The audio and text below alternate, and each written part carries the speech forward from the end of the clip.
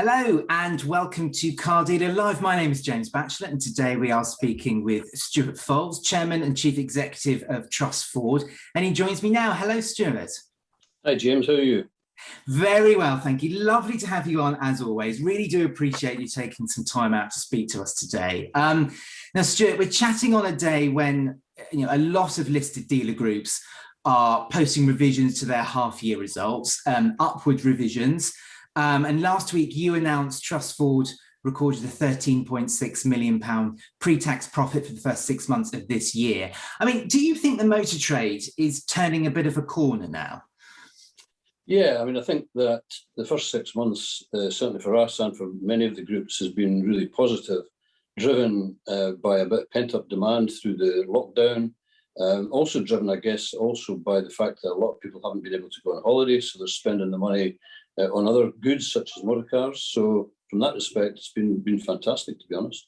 Yeah. And like I said earlier, I mean, you posted a £13.6 million profit. You sold in excess of 50,000 cars, 23,000 commercial vehicles, which, I mean, is extraordinary in itself, something we wouldn't be saying even 2 years ago or 18 months ago, really. I mean, is a lot of that being driven by the economy being more positive, consumers being confident, or are you doing something a little bit different, or is it a combination of all three? It's probably a bit of a combination of all three, but it's also fair to say that from a commercial vehicle point of view, I mean, our performance in the first 6 months, as you say, 23,000 vans sold. We've also got an order bank in excess of 40,000 vans, which is just unbelievable. And a lot of that's been driven by the consumer demand for online orders and home delivery. So a lot of the big courier companies are sort of really flat out trying to get enough vehicles to fulfill the need to deliver the home delivery. So, from our point of view, 70-odd thousand vans, I mean, that's absolutely unprecedented territory for us, and will put us, without a shadow of a doubt, as the number one supplier of commercial vehicles in the UK by a long way. So absolutely fantastic. And I mean, are you starting to see consumers return back to their traditional ways of buying vehicles, or has this click and collect, click and deliver sort of transformation, are you still seeing the effects of that? Yeah, I mean, before the pandemic, we started off TrustFord Now, which I've talked about in the past, and that's been really successful for us. But one of the interesting things that we did was some survey of customer base about 12 months ago, and the question that we asked was, what is your preference from a purchasing point of view? And 80% of the respondents, was a 1,000-person survey, 80% of the respondents said that they would always want to visit the dealership at least once in the transaction, if nothing else, for the theatre of the unveil of the car when they come to collect it. So I think that, I'm certainly on record, and one or two of my other chief exec colleagues are on record as saying that we believe that showrooms are here for the long haul, and that some of what I would call the disruptors, I think that they will cover their own challenges. I don't think that people want to buy a car in big numbers without actually seeing somebody in the flesh and visiting a dealership. And a lot of the disruptors don't have dealerships. So personally, I think they're going to struggle as we go forward. Yeah, and of course, as you and I both know, a lot of this relies upon trust, doesn't it? Yeah, And consumers still are there are some who are very happy buying something online, but there's still a large proportion of people they're fine doing the majority of the journey online. It's just that last hurdle, isn't it? And people aren't quite there yet.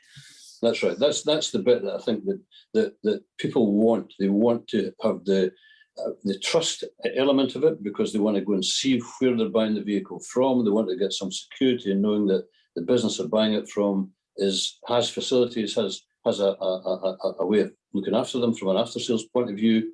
And it's kind of ridiculous in some respects that some of these guys are saying a 7-day money back guarantee. Really? I mean, that's just absolutely nuts. That just is not commercially the real world. We as motor retailers, and I don't just include us, I'm talking about all the big guys, we've got much more to offer than that sort of nonsense 7-day money back guarantee. It's crazy. Yeah. I agree with that to some extent. Now, you touched upon sort of holidays a little bit earlier on.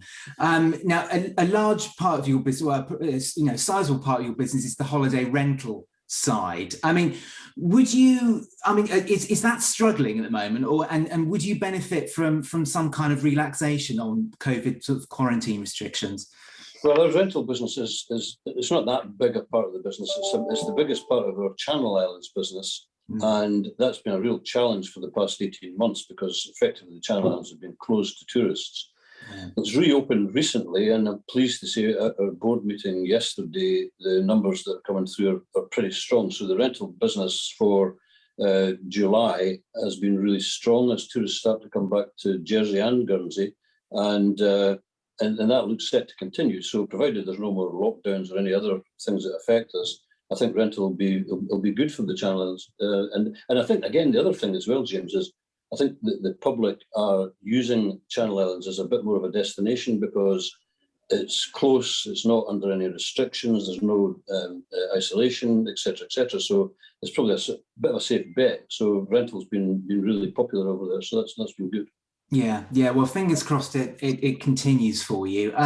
Let's just go back quickly to your results. I mean, you say the company is going to have a turnover of 2 billion this year, following a loss last year. I mean, that will be a remarkable turnaround, really, won't it? I mean, are you surprised by all of this?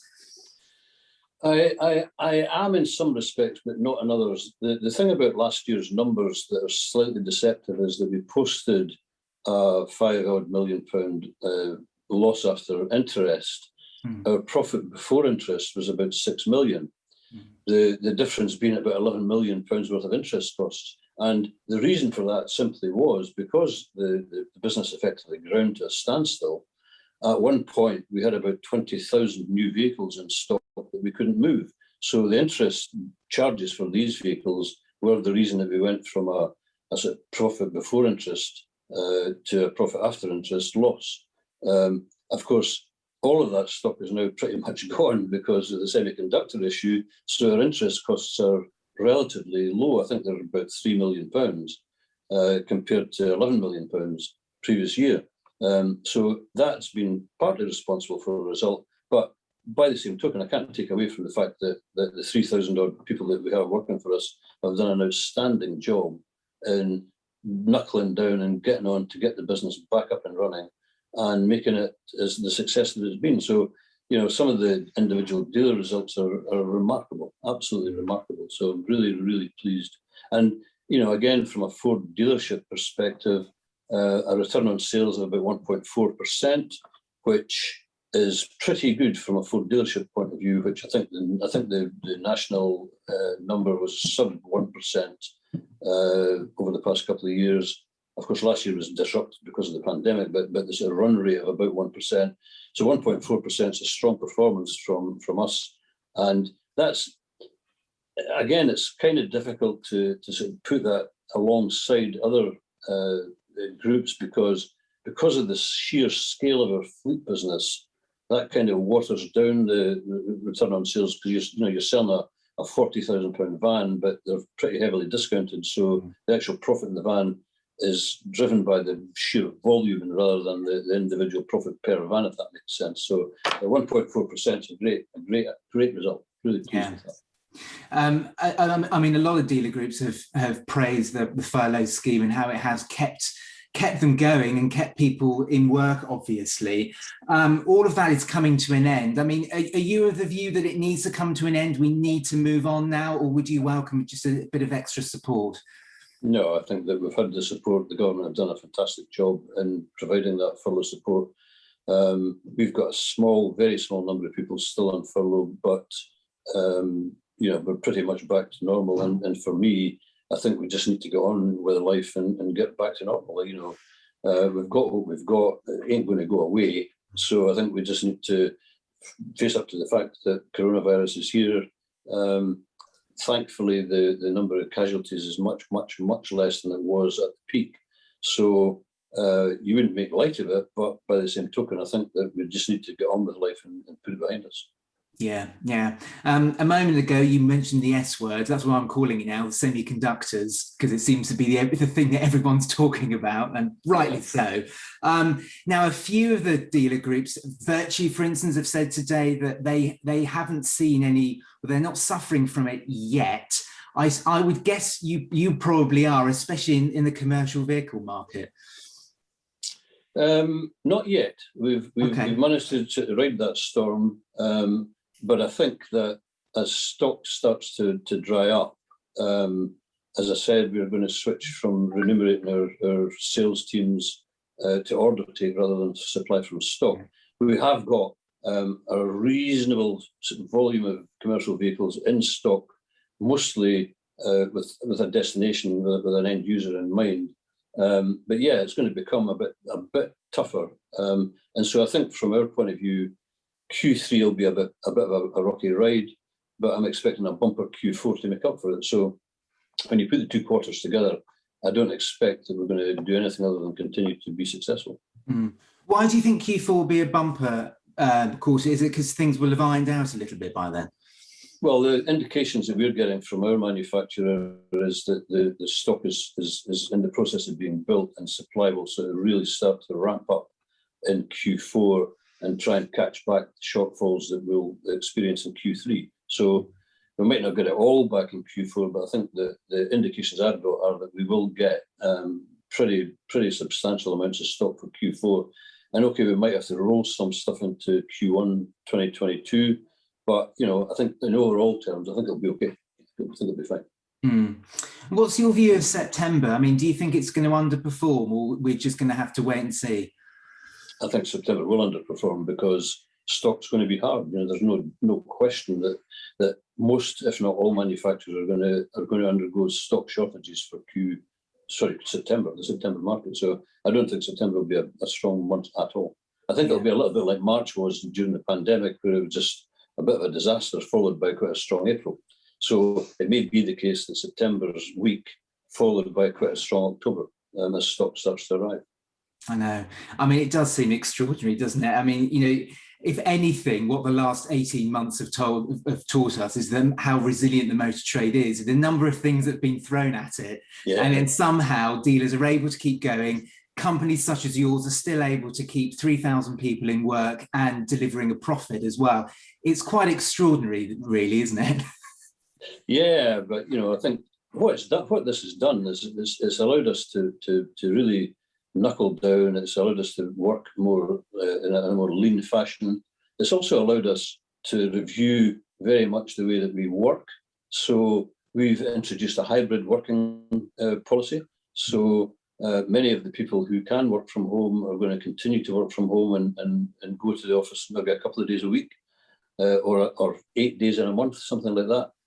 And I'm pretty cool with that. What it's shown us is that despite, I guess, some doubts and concerns at the very beginning of thinking, well, people are going to be sort of lying in their bed in the morning and not doing the work. And that's absolutely not been the case. The work's flow has been every bit as good, if not better. And, a lot of people are sort of saying that instead of, spending an hour in the car to and from work, they're actually sitting at the desk doing the work. So I think we've got actually a better output of work from these people that work from home than we would necessarily have had they been in the office. And interestingly, we had our first best practice meeting yesterday, and a dozen of us round a table at Sedgebrook Hall in Northamptonshire. And actually, when I came back from it, having done this on Zoom for the past 18 months, driving back up the road, I thought, you know what, actually, we'd have been better doing it by Zoom, because apart from the fact that just actually seeing people face to face, the amount of travel that everybody had to do, where the guy had to fly across from Belfast, fly to Birmingham, hire a car, drive a couple of hours and do the same in the opposite direction, people going back down to London, people going up to Scotland, and you actually think of the productivity that could have been done had the same meeting been done on a Zoom call that lasted 4 or 5 hours. So for me, I think that's really changed the way and the shape of how we go to business going forward. Yeah, and there was probably a queue at the coffee machine as well, wasn't there? Yeah, absolutely. Yeah. Everyone having a natter about their weekend, yeah. And there was a rush to get out of the room at the end of it, because it was, by this time it was 4:45 and it was thunder and lightning, and you're thinking, Jesus, another hour and a half drive back up the road. I know. Is this how we used to work? I know. Yeah, I know. yeah. Now I can't not talk to you about the pandemic at the moment. Is it affecting your business, firstly? But secondly, there's a whole supply chain, as we know. It's not just the point of sale. Would you welcome the government taking a look at the motor trade to put it into like a daily test regime, and rather than forcing employees to self-isolate? Well, I think that if you look at the number of businesses that they're given exemptions to, that's a very big number starting to grow. And it almost gets to the point where you say, well, actually, what's the point in leaving some people having to self-isolate? There's so many workers now being told that you're okay, you don't need to self-isolate. I just think they should just relax the rules full stop. To be honest, I don't think it's got any validity nowadays, given the number of people that they're saying don't have to self-isolate. Yeah, I know, I agree. And lastly, Stuart, used cars. Now, are your dealers able to keep track of this booming market? It seems like every single week here at Car Dealer we are saying prices are up, values are up. Are you also struggling to source stock as well?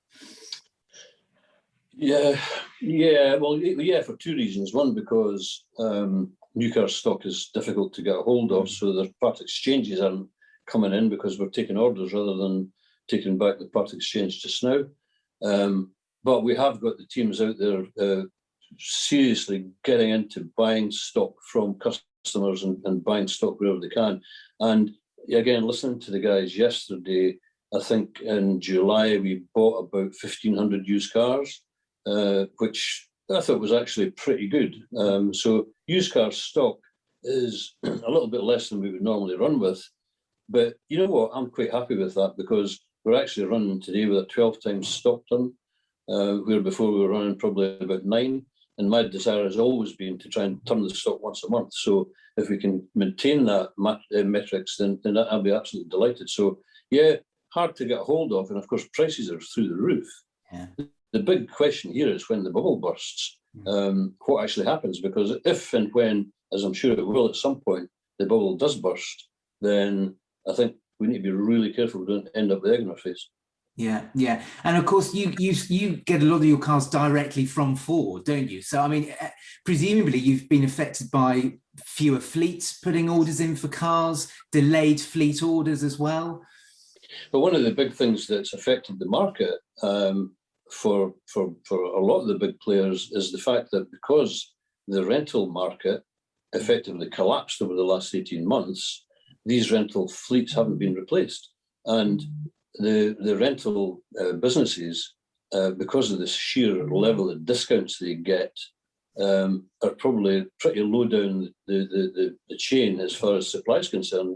Why would the manufacturer want to supply a hire company for a very low margin when they can, or the dealer can supply a retail customer a much bigger margin? So I think rental fleet defleets has been at an all-time low, and for the foreseeable future will continue to do so, because again, with the travel bans that have been in place, where a lot of the airports are full of rental cars, or traditionally full of rental cars waiting for guys from America or foreign countries, that just hasn't happened. So, rental has put a real hole in the used vehicle supply. And again, going back to my disruptor friends, they must be really struggling to get stock, because, and again, I'm on record as saying, why would a car dealer trade his used stock to a disruptor when the market is in such short supply? Yeah, it's a good point. So I don't know where these guys are getting the cars from. I think they've got a problem. Stuart, we're going to have to leave it there for today, but always good to catch up, and thanks so much for coming on. Okay, James, speak soon. Thanks. That's it for today's Car Dealer Live. Stay tuned and see you very soon. Bye-bye.